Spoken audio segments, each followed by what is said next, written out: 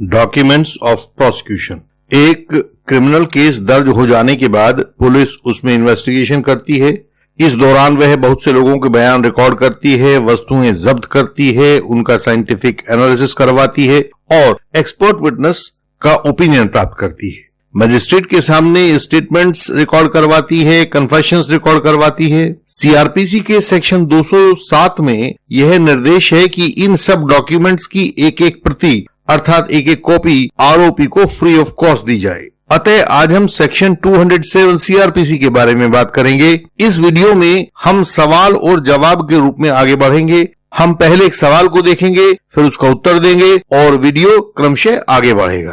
पहला सवाल है, सेक्शन 207 के डॉक्यूमेंट्स किस स्टेज पर दिए जाते हैं? सेक्शन 207 के डॉक्यूमेंट्स इन्वेस्टिगेशन के खत्म होने और ट्रायल के शुरू होने के बीच में दिए जाते हैं। पुलिस अपना इन्वेस्टिगेशन खत्म करके चार्जशीट को मजिस्ट्रेट के सामने फाइल करती है और मजिस्ट्रेट सेक्शन 207 की कार्रवाई पूरी करके फाइल को ट्रायल के लिए सेशन कोर्ट के सामने कमिट कर देते हैं। तो केस को सेशन कोर्ट के सामने कमिटल करने से पहले प्रोसिक्यूशन के डॉक्यूमेंट्स मुलजिम को दिए जाने बहुत आवश्यक हैं। प्रश्न है, सेक्शन 207 में कौन कौन से डॉक्यूमेंट्स दिए जाते हैं? सेक्शन 207 के तहत 5 तरह के डॉक्यूमेंट्स दिए जाते हैं। Number 1 police report, number 2 FIR recorded under section 154 CrPC. तीसरी चीज होती है सेक्शन 161(3) सीआरपीसी के तहत सभी बयान सिवाय उन बयानों के जिन्हें आईओ ने सेक्शन 173(6) सीआरपीसी में आरोपी को ना दिए जाने की प्रार्थना की हो। सेक्शन 173(6)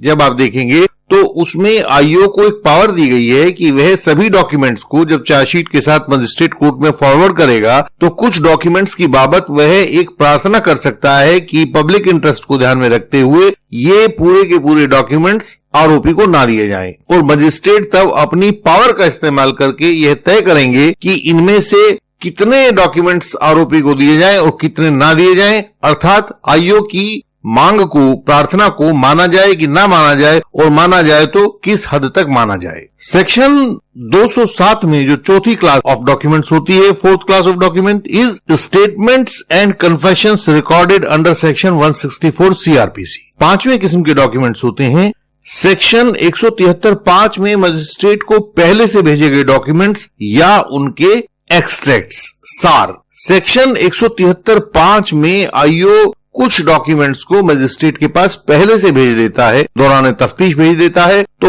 उन डॉक्यूमेंट्स को दोबारा मजिस्ट्रेट को चार्जशीट के साथ भेजा जाना आवश्यक नहीं है, लेकिन उनकी प्रति आरोपी को दी जानी आवश्यक है। सेक्शन 207 में पहला प्रावधान यह किया गया है कि मजिस्ट्रेट सेक्शन 161 के तहत जो बयान रिकॉर्ड किए गए हैं उन्हें मूल रूप में या सार रूप में एक्सट्रैक्ट उनका आरोपी को दिलवा सकते हैं, तथा यह भी प्रावधान है कि मजिस्ट्रेट यदि 173(5) के कागजातों को भी मूल रूप में या सार रूप में दिलवाना चाहें तो दिलवा सकते हैं। 173(5) के डॉक्यूमेंट्स याद रखिए जो उसने दौरान तफ्तीश मजिस्ट्रियल कोर्ट में भेजे थे।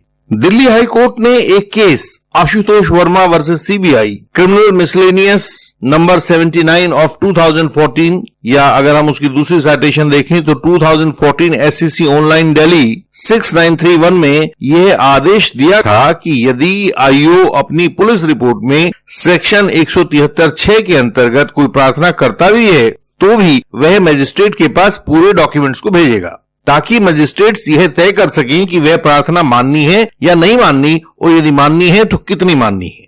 अगला प्रश्न है, क्या इलेक्ट्रॉनिक एविडेंस की प्रति भी आरोपी को दी जानी है? आपको याद होगा कि section 65B Indian evidence act में भी किसी भी इलेक्ट्रॉनिक एविडेंस को, किसी भी इलेक्ट्रॉनिक रिकॉर्ड को डॉक्यूमेंट माना जाएगा यदि वह सेक्शन 65B पार्ट 2 में दी गई चारों शर्तों को पूरा करता हो और उसके साथ उसके यूजर का एक सर्टिफिकेट भी लगा हो।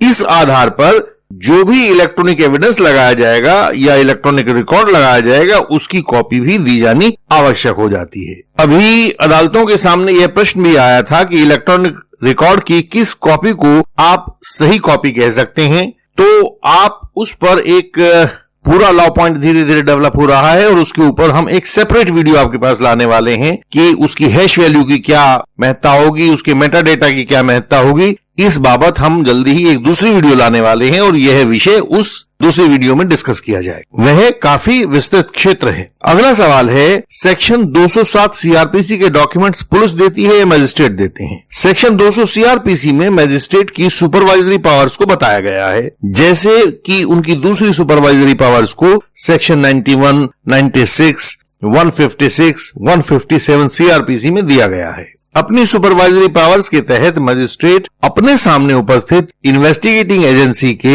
आईओ को आदेश देते हैं कि प्रोसिक्यूशन जिन जिन डॉक्यूमेंट्स, स्टेटमेंट्स, एक्सपर्ट ओपिनियन आदि के आधार पर आरोपी के ऊपर चार्ज को साबित करना चाहता है, उनकी कॉपी आरोपी को दी जाए, जिससे कि वह भली भांति अपनी कानूनी डिफेंस कर सके। हालांकि सच्ची बात तो यह है कि मैंने कभी किसी जूरिस्ट को, एडवोकेट को, जज को, पब्लिक प्रोसिक्यूटर को सेक्शन 207 सीआरपीसी की तारीफ करते हुए नहीं सुना है। लेकिन मेरा मत है कि यदि सेक्शन 207 सीआरपीसी को इस पूरी किताब में से निकाल दिया जाए, कोड ऑफ क्रिमिनल प्रोसीजर में से निकाल दिया जाए, तो न केवल जुडिशियल सिस्टम बल्कि पूरा का पूरा कॉन्स्टिट्यूशन ऑफ इंडिया नष्ट हो जाएगा। यह उतना ही महत्वपूर्ण मुझे लगता है जितना कि हमारे कॉन्स्टिट्यूशन का आर्टिकल 14, आर्टिकल 21 या इसी तरह के फंडामेंटल राइट्स के दूसरे आर्टिकल्स हैं। अगला सवाल है, यदि मजिस्ट्रेट इस सेक्शन 207 सीआरपीसी के अपने दायित्व को पूरा ना करें तो फिर आरोपी के सामने क्या उपाय है? यदि मजिस्ट्रेट इस सेक्शन 207 सीआरपीसी के अपने दायित्व को पूरा ना करें तो उस आदेश के खिलाफ क्रिमिनल रिवीजन लगाई जा सकती है। और हाँ, यदि वहां भी पूरा न्याय ना मिले तो हाई कोर्ट में आर्टिकल 226, 227 एंड सेक्शन 482 सीआरपीसी ये सब भी उपलब्ध होते हैं। हाई कोर्ट केसेस में सेक्शन 207 सीआरपीसी से संबंधित मामलों का एक बड़ा प्रतिशत रहता है। वहाँ आरोपी अपने विभिन्न प्रकार के डॉक्यूमेंट्स की मांग को करते रहते हैं और हम इस वीडियो के बाद एक 2-3 वीडियोस की ऐसी सीरीज लाने वाले हैं जिससे आपको सेक्शन 207 सीआरपीसी के तहत दिए जाने वाले डॉक्यूमेंट्स की महत्ता का पता लगेगा और उस पर हाई कोर्ट्स ने, सुप्रीम कोर्ट ने क्या कहा है उस लॉ पॉइंट का पता लगेगा। अगला प्रश्न है, यदि किसी डॉक्यूमेंट को सेक्शन 207 सीआरपीसी में आरोपी को न दिया जाए तो क्या कोर्ट उस डॉक्यूमेंट के आधार पर किसी आरोपी को दोषी मान सकती है?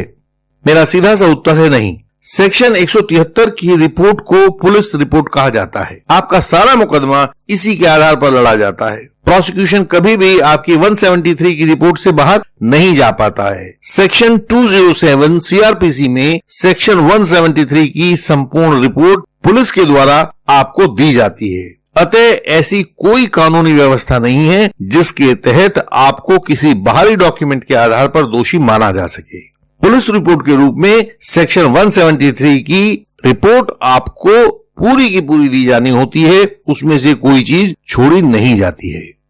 झूठे आरोप यानी कि फॉल्स एलिगेशन के खिलाफ हमारा संघर्ष जारी है। कानून के इस दुरुपयोग के खिलाफ हम दृढ़ता से आपके साथ, आपके पक्ष में खड़े हैं। यदि आपको भी ऐसी ही या कोई और कानूनी समस्या है तो हमें बताएं, हम आपकी सहायता के लिए प्रणबद्ध हैं। भारत के लगभग सभी क्षेत्रों से हमारे पास ब्रीफ आते हैं, केसेस आते हैं, उनमें सहायता के लिए पुकार होती है, परामर्श की मांग होती है और भी अनेक प्रकार से सहायता हमसे मांगी जाती है। आपकी सहायता अलग तरह की हो सकती है, वह हमें बताएं। अपनी सहायता पाने के लिए हमें सामने स्क्रीन पर दिए गए फोन नंबर, ईमेल आदि से हमें संपर्क किया जा सकता है। यही जानकारी नीचे डिस्क्रिप्शन में भी दी गई है। हमारी वेबसाइट है indianlegalsystem.org।